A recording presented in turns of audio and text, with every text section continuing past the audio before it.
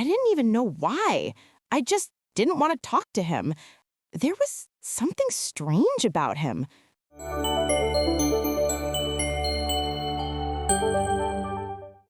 It was the first day of the week, the busiest day in our office.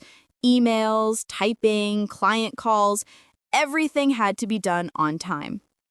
Coffee time on a Monday morning feels like a small gift from heaven. The office was full of noise. People were talking, printers working, phones ringing.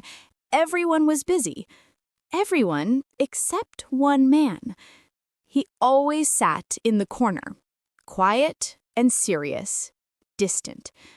His name was Mr. Johnson. He never joined our coffee breaks. He didn't smile much. He rarely talked. He just worked, quietly, alone, like he lived in another world. He just sat there, working like a machine. To be honest, I don't know why, but I never liked him. There was something strange about him. He seemed distant, like nothing around him mattered. He looked at people with those calm, unreadable eyes. Sometimes I thought he was judging us, or maybe just cold. Sometimes I whispered to my coworker Emma, "Don't you think he's strange?" She just smiled. "Maybe he's shy." "Shy?" I laughed softly. "He's been here 6 months. Still no smile, no hello." Every day I avoided him. When he entered the elevator, I waited for the next one. When he looked my way, I quickly looked down. I never wanted to talk to him. One rainy evening, everyone left early because of the storm. I stayed behind to finish a report. The office was quiet, except for the sound of rain hitting the windows. Then, suddenly, the lights went out. The room went completely dark. "Great," I muttered. "Just what I needed." I took my phone, but the battery was almost dead. No flashlight, no internet, and then I heard footsteps. Someone was walking toward me. My heart started beating fast. "Hello?" I said softly. No answer. The steps came closer. I could hear the sound of shoes on the floor, slow, steady, and then a calm voice. "Don't be afraid. It's just me." It was Mr. Johnson. He was holding a small flashlight. The light hit his face. Calm, gentle, nothing like I had imagined. "Are you okay?" he asked. Yeah, I don't like the dark." He smiled slightly. "It's fine. I'll help you out." He guided me to the emergency exit with his flashlight. His steps were careful, confident. At one point, I tripped over a cable, but he caught my arm. "Be careful," he said softly. His voice wasn't cold anymore. It was warm, kind. When we reached the stairs, I noticed something. His left leg moved stiffly, like it hurt. "You okay?" I asked. He smiled again, a little tired. "I'm fine. Just an old injury." Later, outside the building, we waited for a taxi together.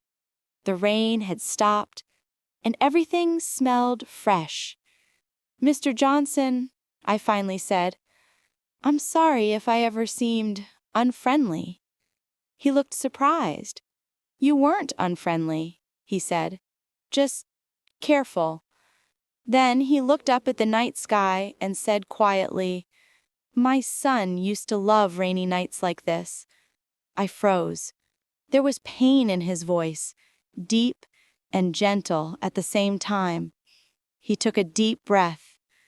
"He was 10, he said slowly. He loved drawing. He used to wait for the rain, said it made the world sound more alive." He smiled faintly, eyes distant. One evening, we were driving home from his art class. It started to rain. just like tonight. His voice trembled. He was sitting next to me, talking about the colors he wanted to use next time. He paused. I didn't speak. I just listened. There was a car behind us. The driver was on his phone. His words came out heavy. He didn't stop at the light. My throat went dry.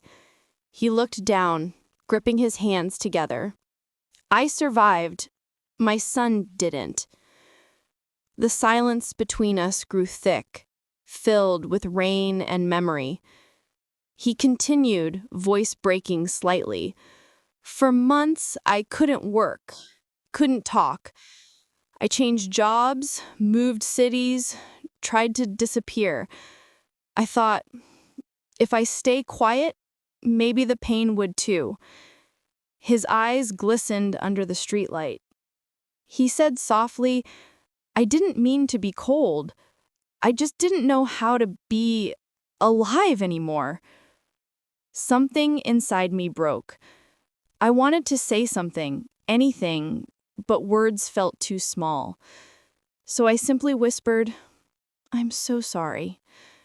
He nodded. Thank you.